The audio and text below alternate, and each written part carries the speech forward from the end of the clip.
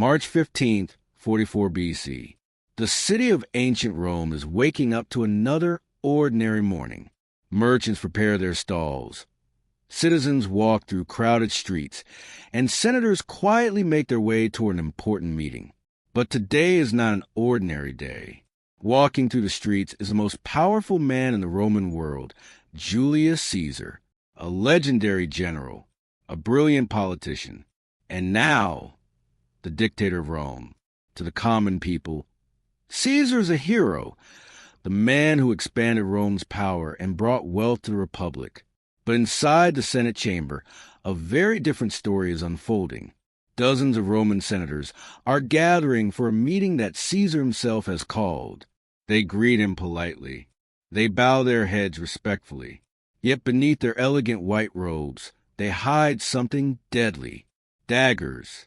Within minutes, those same men who call themselves defenders of Rome will surround Caesar and stab him again and again. By the time the attack ends, the most powerful man in the Roman Republic will lie dead on the marble floor of the Senate. 23 wounds. One of the most famous assassinations in human history. But why would Rome kill its greatest leader? Was Caesar truly becoming a tyrant? Or was this a desperate act by men afraid of losing power? Today we uncover the dramatic story behind the assassination of Julius Caesar on the Ides of March. Studio microphone voiceover. To understand Caesar's death, we must first understand the political system of Rome itself. For centuries, Rome was not ruled by kings or emperors. Instead, it operated as a republic, a system where power was shared between elected officials and the Senate. The Roman Senate was the heart of this government. It was composed of wealthy aristocrats who debated laws, controlled finances, and guided Rome's foreign policy. In theory, this system represented the Roman people. But in reality, the Senate was dominated by powerful families who protected their own interests. Political rivalries were fierce. Ambitious politicians constantly competed for influence, prestige, and power. Elections were often filled with corruption and manipulation. And as Rome grew into a massive Mediterranean power, the Republic began to struggle under the weight of its own success. Military generals returning from distant wars gained enormous popularity with their soldiers. Some became powerful enough to challenge the authority of the Senate itself. And among those generals, one man would rise above all others, a man whose ambition would reshape the destiny of Rome forever: Julius Caesar. Julius Caesar was born in 100 BC into a noble Roman family. Although his family claimed ancient prestige, they were not among the richest or most powerful elites in Rome. From a young age, Caesar understood that success in Roman politics required intelligence, alliances, and bold ambition. He quickly developed a reputation for charisma and confidence. Caesar was an exceptional speaker. Crowds gathered to hear him speak, and many Romans admired his ability to connect with ordinary citizens. At the same time, he built strategic relationships with powerful political figures. Through clever alliances and careful planning, Caesar climbed the difficult ladder of Roman politics. Eventually, he achieved one of the highest positions in the Republic, the office of consul. But political power alone was not enough for Caesar.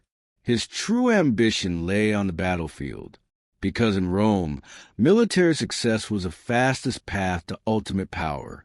In 58 BC, Caesar was given command of Roman forces in Gaul, a vast region covering modern-day France and parts of Western Europe.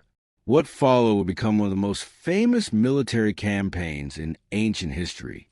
For nearly 8 years, Caesar led Roman legions across forests, rivers, and mountains. Tribe after tribe was defeated. Entire cities were conquered, and Roman power expanded dramatically. The campaign was brutal.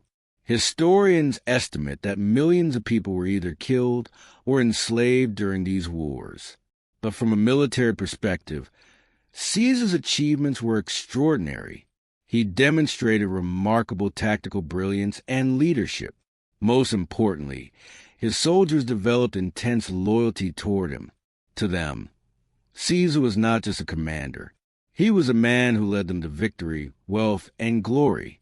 By the end of the Gallic Wars, Caesar had become one of the most famous men in the Roman world, but his growing power made many senators deeply uncomfortable.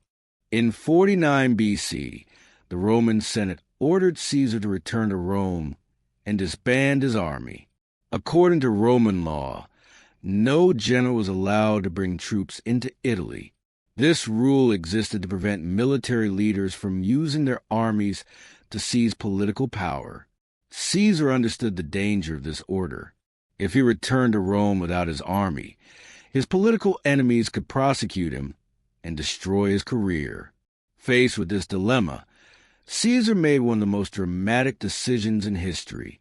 He marched his army toward the Rubicon River, the boundary between his province and Roman territory. Crossing that river with soldiers would be an act of rebellion. It would mean civil war. Standing at the river's edge, Caesar reportedly declared a famous phrase, "The die is cast." Then he gave the order. His legions crossed the Rubicon, and Rome descended into civil war. After years of brutal fighting, Caesar emerged victorious. His rival Pompey the Great was defeated, and the remaining opposition forces collapsed. Caesar returned to Rome as the undisputed master of the Republic. The Senate rewarded him with extraordinary honors. Statues were erected in his name. Public celebrations were held in his honor.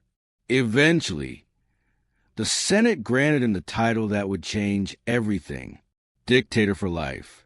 This decision shocked many Romans. The Republic had been founded centuries earlier after the overthrow of a tyrannical king. Romans deeply feared the idea of monarchy. Yet now, one man held more power than any Roman leader before him. To Caesar's supporters, this was necessary leadership. To his enemies, it was the beginning of tyranny. As Caesar's authority grew, fear began to spread among the Roman elite. Some senators believed that Caesar intended to crown himself king. Others feared losing their influence in a political system increasingly dominated by one man. Rumors circulated throughout Rome. Whispers filled the marble halls of the Senate. Was the Republic about to end? Or were these fears exaggerated by jealous rivals? Whatever the truth, many senators began to believe that Caesar's power had grown too great to control. And in secret meetings across the city, a dangerous idea began to take shape. If Caesar could not be removed legally, perhaps he could be removed permanently. Eventually, a group of nearly 60 senators joined the plot to assassinate Caesar. Among them were former political rivals, disappointed allies, and men who claimed to defend the Republic. One of the most surprising conspirators was Marcus Junius Brutus. Brutus had once been close to Caesar. Some even believed Caesar trusted him like a son. Yet Brutus believed that killing Caesar might save Rome from tyranny. The conspirators carefully planned their attack. They chose the Senate chamber as a location.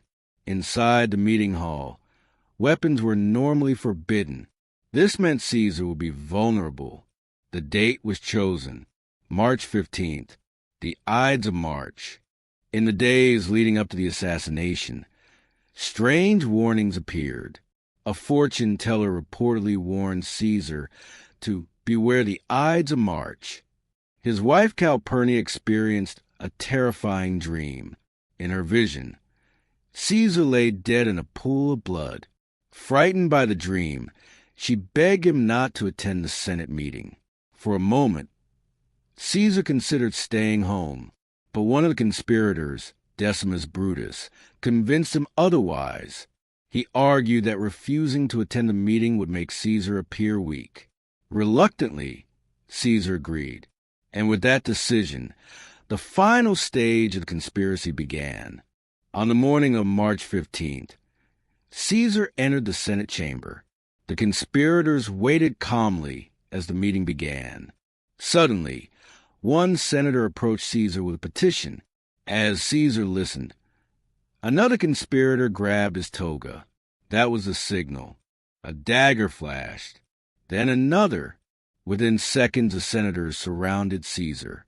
Blades struck from every direction. Caesar attempted to resist, but the attackers were too many. According to historical accounts, he received 23 stab wounds. Soon the dictator collapsed beneath a statue of Pompey the Great, the very rival he had defeated years earlier. The most powerful man in Rome was dead. The conspirators believed that killing Caesar would restore the Roman Republic. Instead, it plunged Rome into chaos. Civil war erupted once again. Eventually, Caesar's adopted son, Augustus, rose to power. Under Augustus, Rome would transform from a republic into a powerful empire. Ironically, the assassination meant to save the republic ultimately destroyed it, and the name of Julius Caesar would echo through history forever.